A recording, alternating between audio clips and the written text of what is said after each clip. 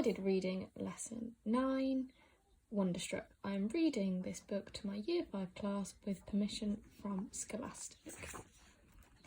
So this is where we had got to before. It's going to get straight into it.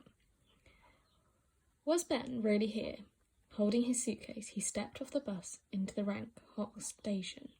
His legs felt wobbly, as if he was standing in a canoe. How long had he been on the bus? A clock on the wall said 9:30, but there were no windows in the station, so he didn't know if it was 9:30 in the morning or in the evening. He followed the crowd through the vast grey and red spaces of the station. Everything was lit by dingy fluorescent bulbs, half of which were broken or flickering. They made Ben's eyes hurt. The filthy floors stretched on forever. Along the walls, raged people lay curled up on unfolded cardboard boxes. It was so quiet, and then Ben remembered that he still couldn't hear. The doctors had said his hearing might return. They ran so many tests in the hospital and discovered the lightning had damaged his eardrum. Ben looked down at all the silent shoes in the station and up all the silent mouths. What would life be like if his hearing never came back? He followed the rush of people around corners and down escalators, and they all came to a set of big glass doors leading outside into the bright light of morning. So back to Rose's story. So where do you think she might be going? She looks like she's in a hurry.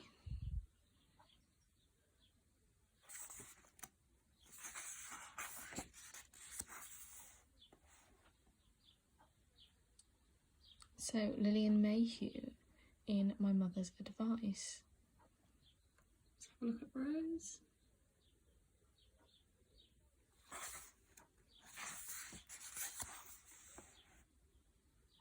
Where do you think she might be going? Because she's here. So everyone else is waiting in a queue. So she's going in through the stage door.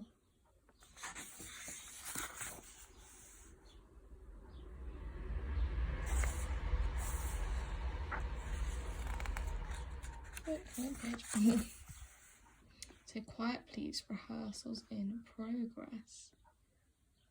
How do you think she's feeling at this moment?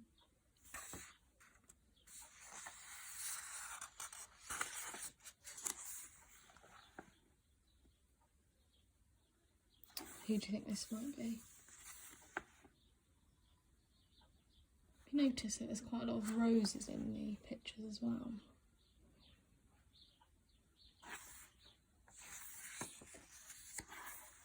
Who do we think this might be?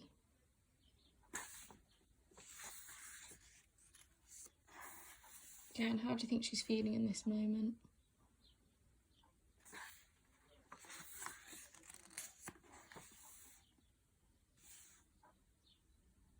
What do you think might be about to happen next?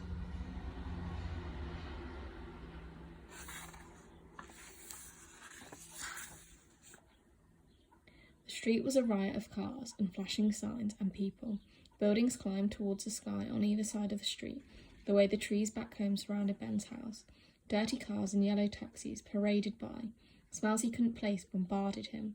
From the sidewalks, newspaper flashed headlines like heat wave, murder, scandal, and kidnapping. Spray-painted words covered broken windows. Rows of movie theatres advertised films he'd never heard of and didn't want to see. Ben looked around in astonishment, taking in all the colours and smells and movements.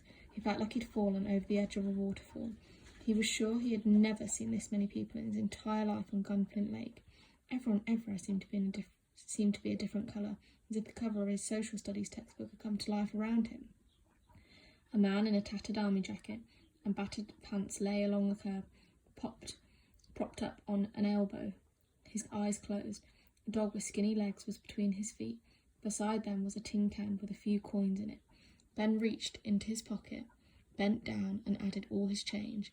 The city seemed to swirl and explode around them, and even though Ben was sure it had to be the loudest place on earth, the man and his dog slept through it.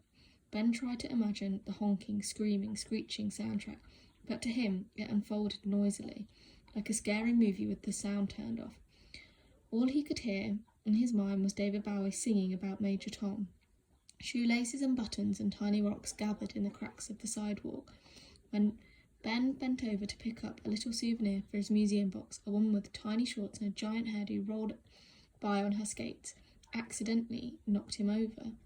After he got awkwardly back on his feet, Ben pocketed the pebble he was grasping in his hand and walked to a hot dog cart on the corner of 42nd Street and 8th Avenue.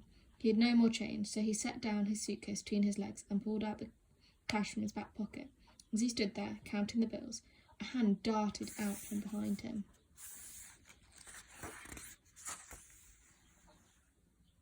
So what do we think is happening here? How do you think this lady here was feeling? Let's look at her facial expression and compare to Rose. Do you think this was the moment she was waiting for? How would you be feeling if you were Rose right now? You've just been thrown out of the rehearsal, sorry.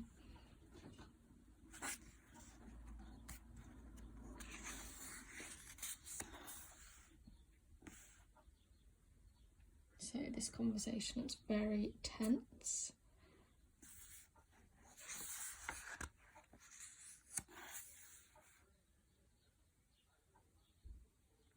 Look at the background.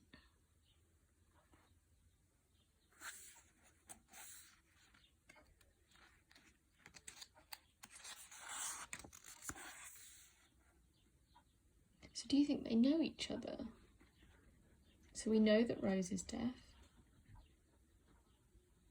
but apparently so does Lillian Mayhew.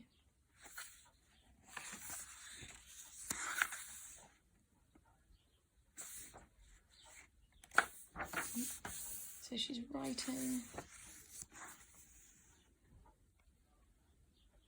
So is this what you predicted originally? I know some of you did. So I miss you, Mama.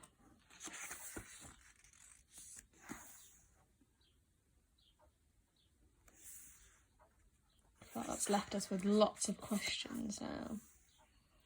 I'm working. I said I would visit next month. You know you aren't allowed out. Why do you think that she might not be allowed out?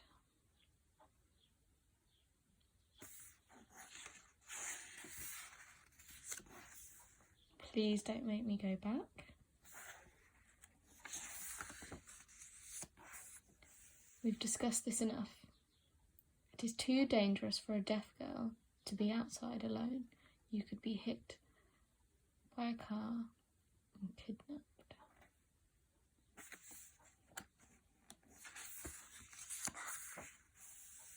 So could anyone.